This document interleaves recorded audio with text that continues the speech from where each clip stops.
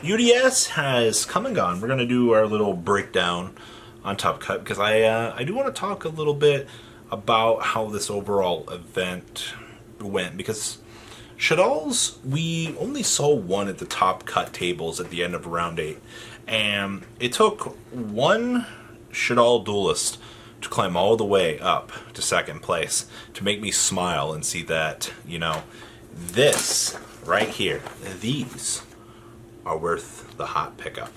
Let's dig on into UDS discussion, shall we?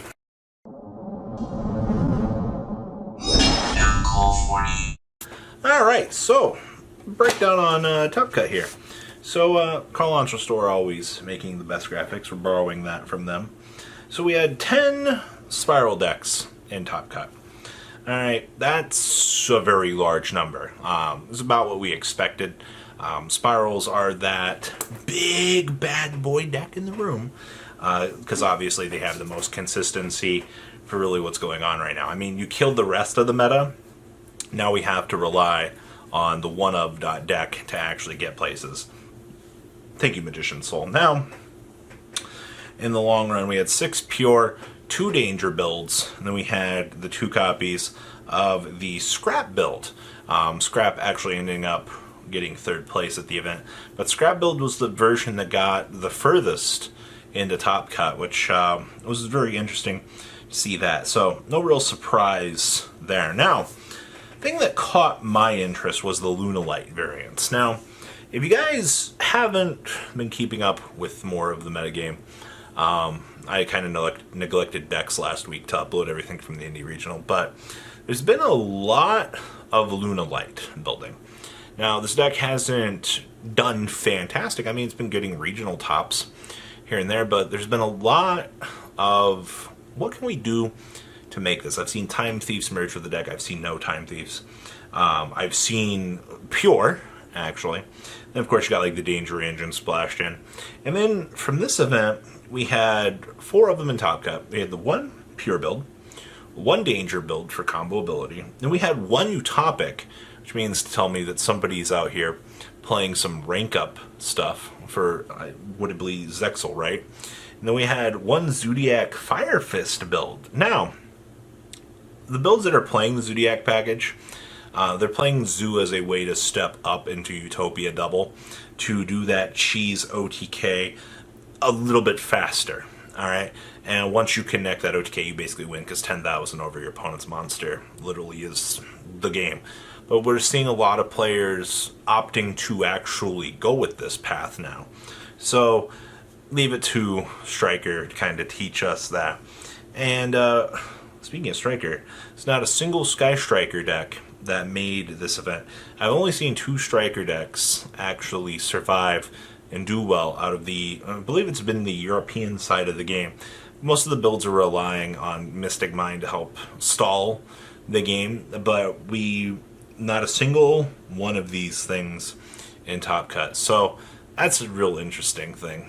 It's like banning Engage actually killed the deck or something.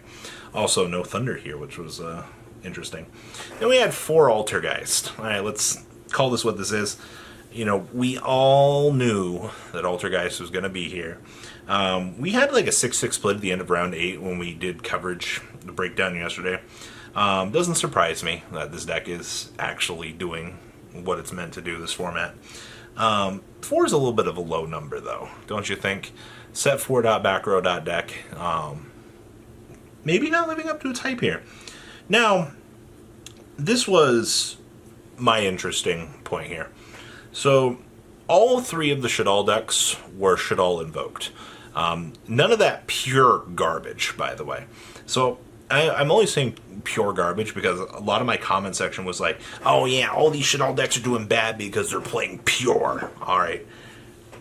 Look, alright, to the people out there that enjoyed pure, alright, I'm not dogging on you. I actually wanted to play pure myself because the deck's fun, alright, but the winning algorithm that looks like it's shown itself up into the format looks like it is the Shaddol invoked package, just because you get access to Super Poly Invocation, you know, plus El Shaddol Fusion, Shaddol Fusion, holy Super Poly, alright? And then nobody's playing Deep Barrier yet. So until Deep Barrier walks its way into the format, we don't have to worry about it. But that'll be a next week thing when we're like, oh my god, hot meta tech, Deep Barrier coming back to help counteract the metagame. So I guess pick up your D-barriers before it's too late.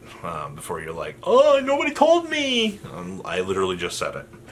Alright, so next up, we have Salad. Now, Salad got the raw end of the stick. Like, Salad's been gaining this really, slow momentum in the back of the room. Yeah, losing Mirage Stalio was, super big suck. Don't get me wrong.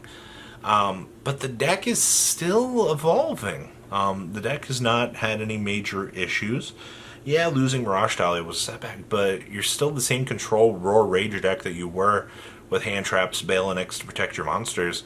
I figured that this deck... I want to believe that this deck has not been figured out yet. I believe that we're close to figuring out the formulae for this. But with the way that the format is setting itself up, it almost feels like we have not really figured out the potential for this deck. So, my 2 cents on this, yeah, Salad is a very good deck. I would say it's almost worthy of being top 4 right now. But players just aren't figuring out the deck. It feels weird. Then we have True King Dinosaur. We had 2 of them show up. Now, at the beginning of the format, a lot of us were like, we know Dinosaur's going to do something. Like, the card pool is insane for this deck. But players just didn't know what to do or how to approach it. And to see that the deck got 4th place, Scott Page tearing it up out there, definitely went to show that there is a line of thinking to this. Getting back Listogasm was a good approach for the deck, and that's a good thing. So, that caught a lot of people off guard. Then we had 2 Mystic Mine stun decks. Now, we don't know any details on these lists, other than they both use Mystic Mine in a cancerous game state to slow down the game so that player A can beat player B in a fantastic duel of Dural, pass, pass, pass. I drew Cosmic Cyclone. I got Solemn Judgmented. Draw. This is literally all that is. Or, it's just Mystic Mine Stun where you're hiding behind the Inspector border. Other good cards. I'm not sure. Now, shout out to 2 hero decks. To you 2. Heroes are this big regional deck that is always finding success this format. And they're doing really well regionally. Oh, 100%. It's just... I guess on that scale, players don't know how to handle the deck. But, finally, two heroes. Then we had the winner, which was Rocket Dragon Link. This definitely goes to show that Dragon Link was really nobody wanted to mess around with it. Guard Dragon package is still there, by the way. And nobody wanted to explore the deck. And it ended up coming left field and winning. Then we had one Infernoid actually making it into top 8, which, yeah, it's Infernoid. Now, we had top 8 was 2 Spiral, 2 Lunalite, 2 Shaddol Invoked, 1 True King Dinosaur, 1 Rocket Link. And then we literally go from there. We hit top 4, which was Scrap Spiral, Shaddol, True King, and Rocket Dragon Link. And then you guys kind of, the rest of the event was literally Rocket and Shaddol in the finals, which is interesting. It's an interesting breakdown, really, for the event, and I'm quite curious to see what's going to come out of this.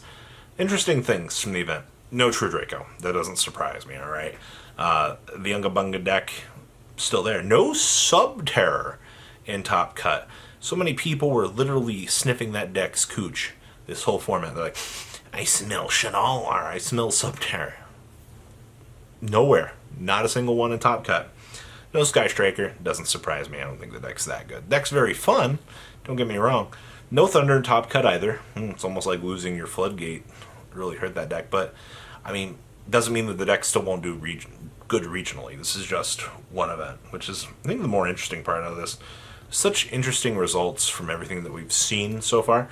Literally coming out of Indy, we had, 3 Gizmek decks in top 16, all messing around with your ever so loving, oh man, Grand Manju, and we have no Grand Manju here, so I wouldn't count Grand Manju out yet. Also, shout out to Orcust.